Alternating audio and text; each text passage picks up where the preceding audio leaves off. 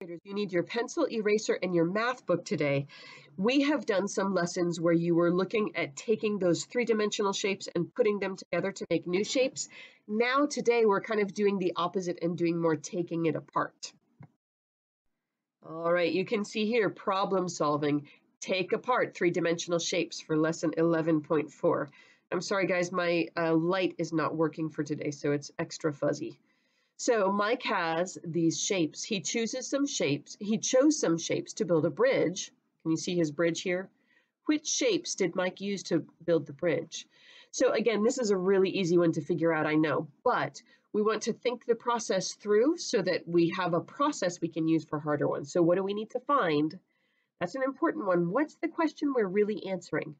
Which shapes did Mike choose to build the bridge? What information do I need to use? Well, that's this background stuff that we have. He's got these shapes to work with, and go ahead and trace these. It'll give your fingers a little bit more practice working with how we draw those three-dimensional shapes. So take a look here. It says show how to solve the problem. Well, you know, I guess mostly you're going to be using your eyeballs and thinking about it. Here's a shape. Which one of these is that?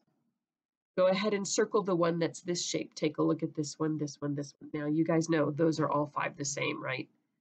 So you're just going to circle one of these 4 to represent all those green ones because the green ones are all the same. Now these 2 blue ones are the same. And which type of shape is that?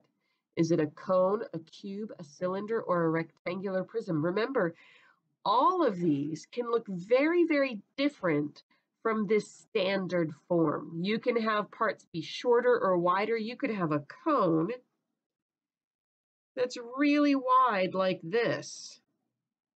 And see, here's the circly part here. I'm going to do some dotted lines to show the back of it.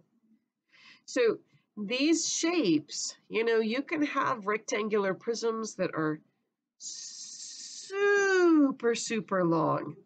If you guys think about the 2x4 boards that people build houses with, well, those are rectangular prisms.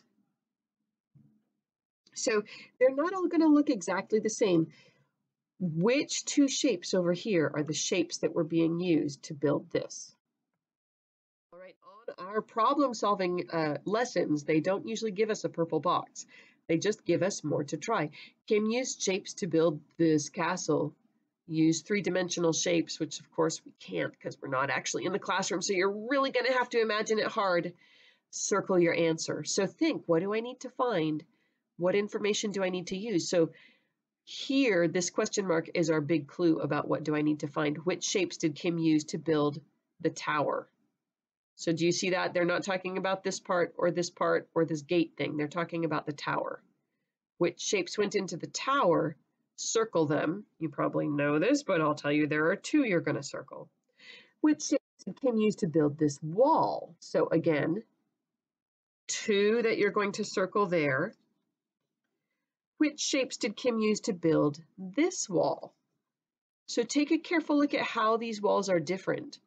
You can see this has extra pieces on the bottom, where here the extra pieces are on the top. You can see on this wall, these are the main up and down parts. On this wall, these are the main up and down parts. So again, 2 shapes to circle here and 2 shapes to circle here for which shapes made the gate. All right. Zach used shapes to build this gate. Which shapes did Zach use? Now this gate looks different. But again, boys and girls, it is 2 shapes that were used for that gate. Here's a wall. This one is going to have 3 shapes. Can you see there's this type and this type and this type? Now, hot problem. This is a hot problem because drawing these can be a little tricky, right? But Rosa uses a cube or maybe more than 1. Cubes, cones, cylinders, and prisms to build a tower. Draw to show a tower Rosa could build. So this is up to you guys. If we were in the classroom, I might give you the option of using blocks instead, but we don't have that choice. So go ahead and do your best work at trying to draw a tower that's going to use all 4 of those shapes.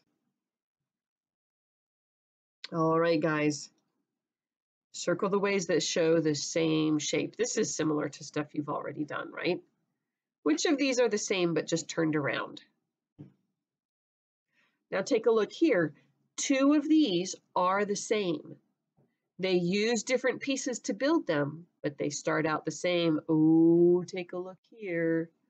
Which ones are the same? Remember, when we're looking for the same, on these, what we're actually looking at is the outside parts of them. So take a look at the outsides. Which ones have the outside lines being the same? Not all the little pieces that are used to make the inside, but the outside lines. All right, down here, this is kind of what you've been doing on the other page. Which shapes are used to make the towers? So not this yellow part on the inside, just these corner towers with these big, tall red parts and then the little blue parts on top. So do they use a cylinder and a cube and a cone, a cylinder and a cone, or a cone and a rectangular prism to do these towers? First graders, that is your math for today. I'll see you tomorrow with more math.